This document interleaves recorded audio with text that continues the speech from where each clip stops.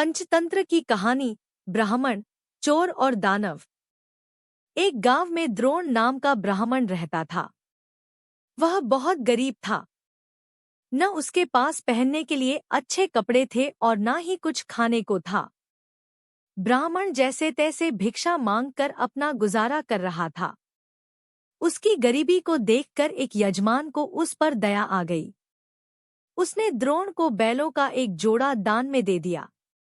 बैलों को गोधन मानकर ब्राह्मण द्रोण उनकी सेवा पूरी लगन के साथ करने लगा। उसे बैलों से इतना प्रेम था कि वो खुद कम खाता था, लेकिन बैलों को भरपेट खिलाता था।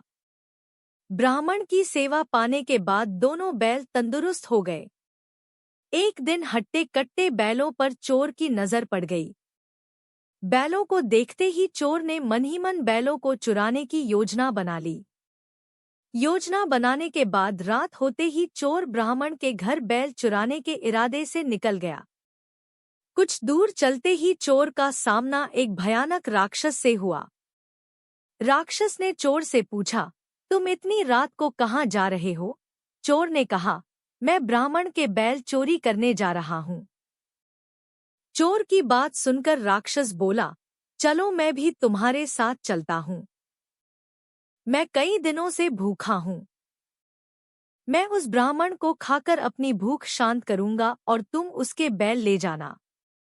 चोर के मन में हुआ कि रास्ते के लिए एक साथी भी हो जाएगा, तो इसे साथ ले जाने में कोई बुराई नहीं है। यह सोचकर चोर अपने साथ राक्षस को साथ लेकर ब्राह्मण के घर पहुंचा। ब्राह्मण के घर पहुंचकर राक्षस बोला, पहले मैं ब्राह्मण को खा लेता हूँ, उसके बाद तुम बैल चुरा लेना। चोर ने कहा, नहीं, पहले मैं बैल चुराऊंगा, उसके बाद तुम ब्राह्मण को खाना। अगर तुम्हारे आक्रमण से ब्राह्मण जाग गया तो मैं बैल चुरा नहीं पाऊंगा। फिर राक्षस बोला, जब तुम बैल खोलोगे तो उसकी आवाज से भी ब्राह्मण जागकर अपनी रक्षा कर सकता है। मैं इस चक्कर में भूखा रह जाऊंगा। राक्षस और चोर दोनों इसी तरह बहस करते रहे। एक दूसरे की बात मानने को उनमें से कोई तैयार नहीं था।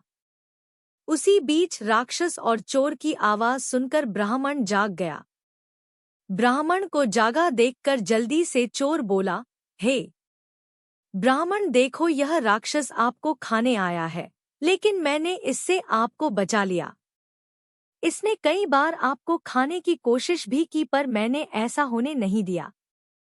चोर की बात सुनकर राक्षस ने भी तुरंत कहा, नहीं ब्राह्मण, मैं आपको खाने नहीं, बल्कि आपके बैलों की रक्षा करने के लिए यहाँ आया हूँ। यह चोर आपके बैल चुराने आया था। दोनों की बात सुनकर ब्राह्मण को शक हुआ। खतरे को भांपते हुए ब्राह्मण ने फटाफट डंडा उठाया और दोनों को भगा दिया। कहानी से सीख, हमें हमेशा परिस्थिति के अनुसार काम करना चाहिए, जैसे इस कहानी में ब्राह्मण ने किया। उसने चोर व राक्षस की बात सुनने के बाद अपनी आत्मरक्षा के लिए डंडा उठा लिया, जो उस परिस्थिति के लिए बिल्कुल सही था।